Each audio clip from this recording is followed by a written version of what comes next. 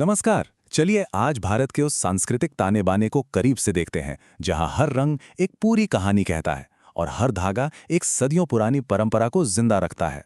अब सवाल यह है कि भारत जैसे विशाल देश को, जिसकी चौड़ाई इतनी ज्यादा है, उसे एक ही फ्रेम में कैसे कैद किया जा सकता है, खासकर आज के इस वर्टिकल यानी कि 9:16 वाले फ्रेम में। तो आज हम इसी दिलचस्प चुनौती को समझेंगे और देखेंगे कि कैसे एक लंबा और तंग फ्रेम भी भारत की गहराई और सुंदरता को बखूबी दिखा सकता है। तो चलिए इस सफर की शुरुआत करते हैं।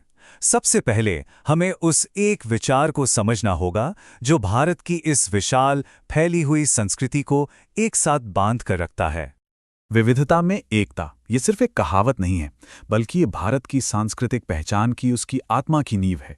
यहीं पर तो अनगिनत अनोखी परंपराएं एक दूसरे के साथ फलती फूलती हैं, एक खूबसूरत गुलदस्ते की तरह।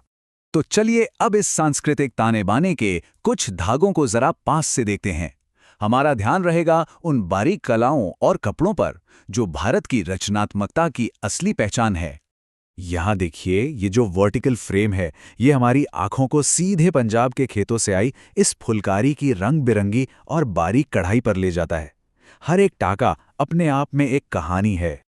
और अब उत्तर प्रदेश में यही तंग फ्रेम दुनिया भर में मशहूर बनारसी साड़ी के चमचमाते रेशमी पैटर्न को जैसे जिंदा कर देता है। सारा ध्यान इसकी शान और इसकी बारीकी पर जाता है, जिससे इसकी खूबसूरती और भी निखर कर सामने आती है।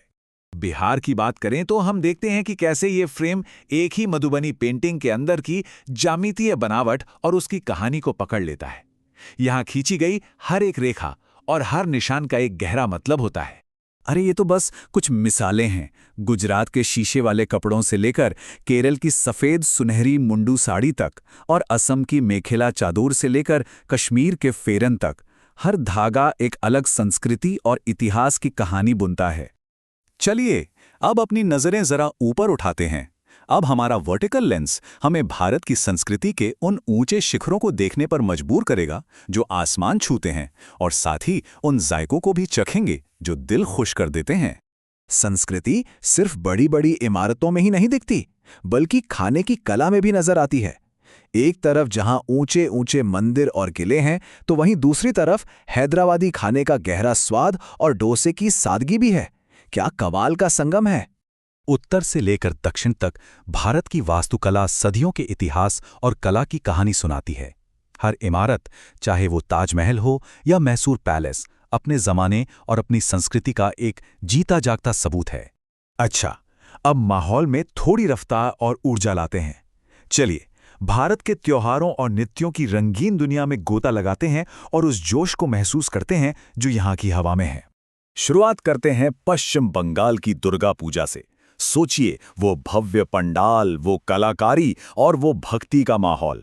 सड़कों पर कला और आस्था का एक अद्भुत संगम देखने को मिलता है। इसके ठीक बाद हम महाराष्ट्र पहुंचते हैं, गणपति उत्सव के उस जोश भरे माहौल में जहां पूरा शहर सड़कों पर उतर आता है। यहाँ की ऊर्जा और उत्साह हर किसी को नाचने पर मजबूर कर देता है।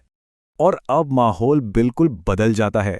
हम गोवा के कार्निवल में हैं, जहां पुर्तगाली अंदाज की परेड और संगीत एक अलग ही तरह के जश्न का रंग भरते हैं। भारत का हर कोना अपनी एक अलग धुन पर थिरकता है।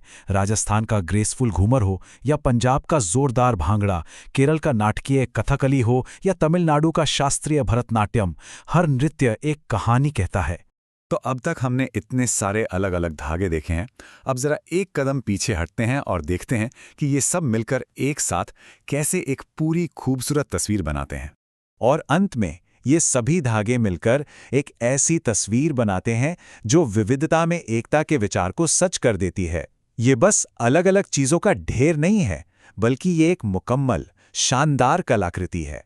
तो भारत की संस्कृति एक ऐसे ही विशाल ताने बाने की तरह है, जिसका हर एक धागा हमें एक नई और गहरी कहानी की तरफ ले जाता है।